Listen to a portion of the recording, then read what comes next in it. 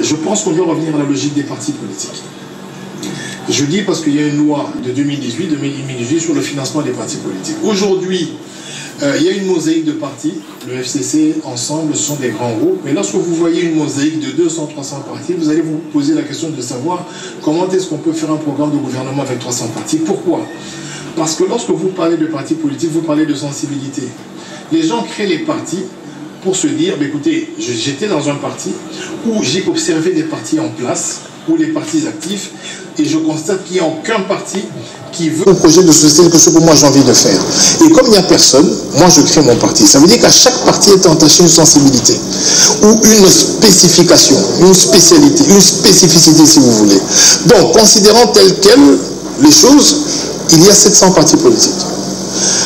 Lorsque ces partis ne sont pas financés, pour la plupart d'entre eux n'ont pas de comptabilité, n'ont pas de siège, ne sont pas représentatifs sur le territoire national, ces partis se greffent à des groupes pour être financés, pour aller aux élections, parce qu'il y a la contrainte du seuil, parce qu'il y a la contrainte de la proportionnelle.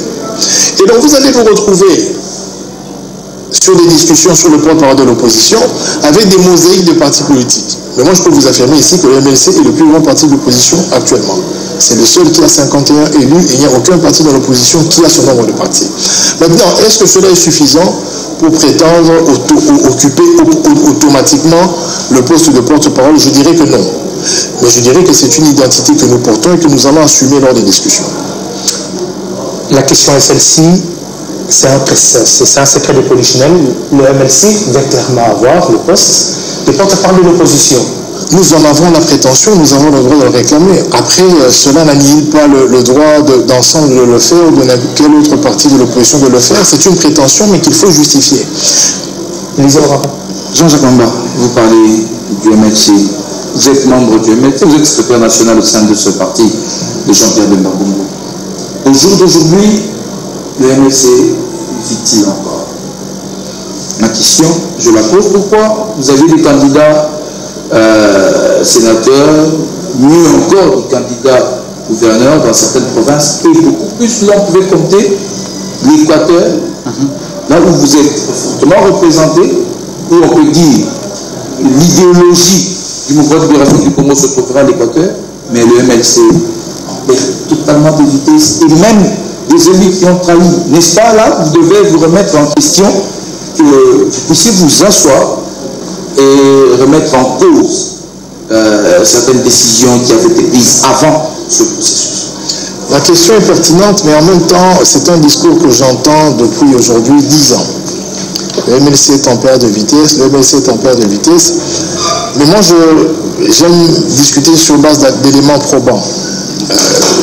J'aime bien ergoter autour d'éléments probants. Et actuellement, les éléments objectifs et tangibles sont les résultats électoraux. Exactement. Je vais répéter ici que dans l'opposition parlementaire, le parti qui a le plus d'élus, c'est le MLC. Je suis en train de dire que nous avons le parti politique. Nous avons... Exactement. Parce qu'un parti mort, voilà, un parti mort, aujourd'hui nous sommes tous sur le même pied d'égalité, nous avons tous participé à ces élections provinciales, nationales, sénatoriales et gouverneurs. Et je suis en train de dire que dans l'opposition, non seulement nous sommes le premier parti en termes de nombre d'élus, mais nous sommes le seul qui s'est présenté comme parti politique. C'est-à-dire qui avons pris le risque et la prétention d'atteindre le seuil comme parti politique. Et nous avons eu 511 000 voix, sans alliés, 511 000 voix sur l'ensemble du territoire national. Ça veut dire qu'il y a encore, nonobstant les couacs de la machine, les abstentions et ce que d'aucuns appellent la tricherie, il y a encore 500 000 Congolais qui ont voté MLC cette année, et je pense que c'est beaucoup pour un parti politique, et respect et chapeau à ceux qui ont milité pour que cela arrive. Est-ce que cette question, je reviens du MLC, que vous présentez aujourd'hui comme étant le grand parti... non, je ne me présente pas. Nous sommes en train de parler, apprenons à constater les choses. Vous savez, il ne faut pas ergoter autour des... Non, parlons des faits. Les faits sont là. Aujourd'hui, vous prenez la liste de la CENI, le premier parti de l'opposition s'appelle MLC, et c'est le seul qui s'est présenté tel quel dans l'opposition. Là, je ne parle pas de vœux, je n'ergote pas, je vous parle des faits. Donc constatons les faits ensemble et avançons. Et ce n'est pas ça qui peut-être sera vraiment l'origine de la mort totale de Lamouka? Cette question du porte-parole de l'opposition ne va-t-elle pas vous entredéchirer, cette question? D'abord, il faut comprendre une chose. Je pense qu'avec la MOUCA, nous avons fait un travail formidable. Je parle de... vous conjuguez les jours passés. Non, mais je parle de ce que nous avons fait, le travail fait. Ce qui reste à faire, c'est autre chose. Ce que nous avons déjà fait pour l'élection. Je parle de M. Moïse Katumbi, M. Jean-Pierre Bemba, M. Matungulu, M. Mouzito. Nous ont tous abattu un travail formidable pour avoir des résultats électoraux formidables aussi. La communauté internationale, la plupart des organisations ont dit que M. Fayoulou aurait eu 61% des voix. Aurait eu. Je dis aurait eu. C'est même pas un certain sur cette question. Je dis cela parce qu'aujourd'hui, je n'aimerais pas que vous me disiez où sont les preuves. Donc, pour éviter que nous allions dans ce sens-là, je vous parle de ce qui a été dit et de ce qui est connu et qui a été relayé par vos confrères de la presse internationale et de la presse locale aussi, ainsi que des observateurs de la CENCO. Donc, je pense que ce travail-là est attribué, ou le mérite de ce résultat est attribué à l'ensemble des leaders de la MOUCA, à l'ensemble des structures qu'ils ont mis à pied d'œuvre pour travailler dans le sens de gagner l'élection. C'était une expérience formidable. Maintenant, la question a été posée. L'élection est passée. Est-ce qu'il y a possibilité de transformer la MOUCA en une plateforme électorale? Cette question est en discussion. Si cette possibilité existe, cela sera fait. Si elle n'existe pas, nous allons passer à autre chose. Vous savez, dans ce pays, à chaque fois qu'il y a des enjeux électoraux, les gens se rassemblent. Il y a eu l'Union pour la Nation. Au fait, ce sont des enjeux électoraux qui poussent les gens à se regrouper pour mutualiser les efforts et atteindre les gros objectifs. Maintenant, l'élection est passée.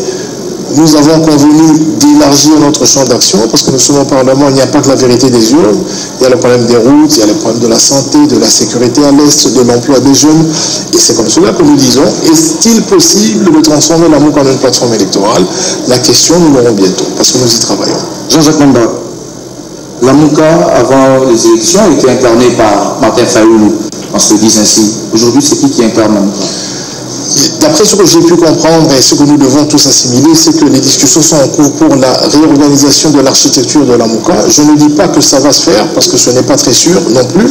Donc les discussions sont en cours. Si la MOUCA va continuer en tant que plateforme politique, vous connaîtrez les différents animateurs. Donc à ce niveau, c'est un peu difficile de le dire. Aujourd'hui, on parle de... Je me permets, Thierry, Patrick, je me permets de parler de 29 ans de cette instauration de la démocratie et du discours prononcé par feu le maréchal Mobutu Sese Seko au Azabanga. Pensez-vous, Jean-Jacques Mamba, que tous ces leaders, toutes ces têtes de la coalition la MOUCA parleront franchement? Et si il faudrait qu'une personne incarne la MOUCA, les autres s'aligneraient derrière? Vous savez, moi je vais prêcher pour mon église, donc je crois en la probité de M. Jean-Pierre Bemba et je pense que si il est le porte-parole de l'opposition, nous aurons une opposition forte. Après, je vais vous dire quelque chose qui va peut-être vous étonner. Nous avons un problème aujourd'hui d'homogénéité de l'opposition. On va vous donner 2-3 exemples. Prenons, parce que les gens n'aiment pas qu'on cite leur nom, ils vont repasser ici pour un droit de réponse et nous insulter, mais disons les choses sans nom. Vous avez un cadre de la MOUCA qui va à Genève, qui quitte Genève, qui revient, après qui va dans son fief, il se fait élire en Fachivite, ça veut dire qu'il se fait élire en citant, en demandant aux gens de voter Fachi, et puis il revient, il dit, ou ils reviennent pour dire que nous sommes l'opposition, donc une opposition qui soutient le chef de l'État, alors que le chef de l'État c'est le chef de la majorité, c'est celui qui est au pouvoir. Vous avez un autre monsieur qui vous dit, bon écoutez, celui qui ne veut pas de Félix, qu'il aille se pendre, et en même temps qui refuse de signer la déclaration de l'opposition, alors que vous avez des partis qui sont avec nous dans l'opposition, qui ont signé la déclaration d'appartenance à l'opposition, mais qui vous disent clairement qu'ils veulent soutenir le chef de l'État. Je pense que Mobutu dans sa tombe se dit chaque fois avoir raison. Ce qui s'est passé, c'est que les gens ont utilisé le concept de démocratie, pas parce qu'ils voulaient vraiment se l'approprier, mais c'est simplement un argument qui les opposait à ceux qui ne voulaient pas partager le pouvoir. Ça veut dire en d'autres termes que Mobutu a créé beaucoup de petits Mobutu, de telle sorte que tous ceux qui ont bénéficié de la démocratisation, en créant plusieurs partis, se sont transformés en Mobutu. Et vous savez, lorsque dans un pays, vous avez 50, 100, 200, 300 Mobutu, après 60 ans, on peut le voir, ça ne marche pas. Donc ici, il faut que nous soyons logiques et sérieux, Parce que c'est quand même triste aujourd'hui d'amener les gens, vous savez, nous avons des enfants qui essaient de suivre la politique et de comprendre. On ne peut pas faire de l'opposition comme si c'était un état d'esprit et en même temps soutenir la majorité lorsque ça nous chante. Voilà. Avant, c'est la culture de l'émission, parce que là, nous sommes dans le plafond. Vous avez dit ici, vous êtes vanté, que le MLC, c'est le seul élu parti qui s'est présenté aux élections seul et qui a eu le plus grand nombre d'élus. Le MLC seul, le MLC veut toujours y aller seul. Cet orgueil vient d'où? Mais quand on parle du MLC seul, de 2006 à aujourd'hui, il y a quand même une certaine déliquescence en termes d'élus et donc une déliquescence en termes de confiance de la population. Même quand cela ne tienne, vous êtes seul contre des ensembles. Ensemble pour le changement incarne plus l'opposition que vous parce que c'est une plateforme qui regroupe plusieurs partis politiques et qui a plus d'élus.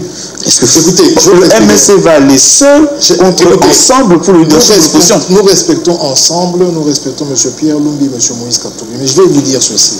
La politique, ce n'est pas le monopoly.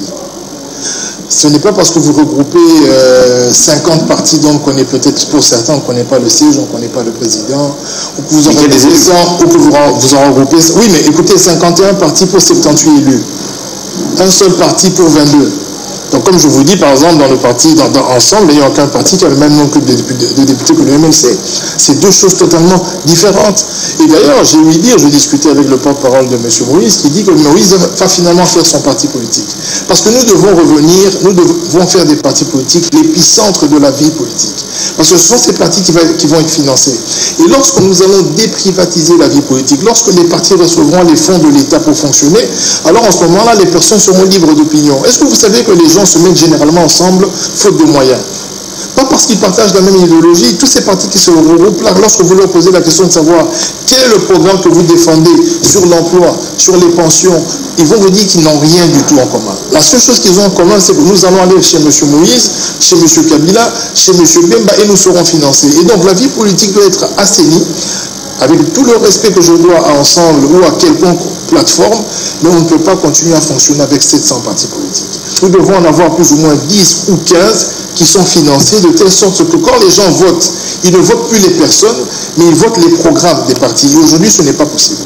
Je vous remercie, l'honorable Jean-Jacques Mamba. C'est par là que nous mettons fin à cette émission. Malheureusement, nous sommes limités par le temps. Je rappelle que vous êtes député national élu sur la liste des mouvements pour la libération du Congo, sans lesquels vous occupez la fonction de secrétaire national. Je vous remercie d'avoir accepté de répondre à nos questions. C'est un plaisir. C'était un plaisir de vous recevoir pour la première fois. Un grand merci à Thierry Bongo. Merci Patrick Oyo. Merci à tous les téléspectateurs. À Élisée Ouamara. Un grand merci à toute la grande équipe technique qui nous a accompagnés. Yannick Mosengo. Un grand merci à Précis Mouyoko. Un grand merci à Landré Foucault.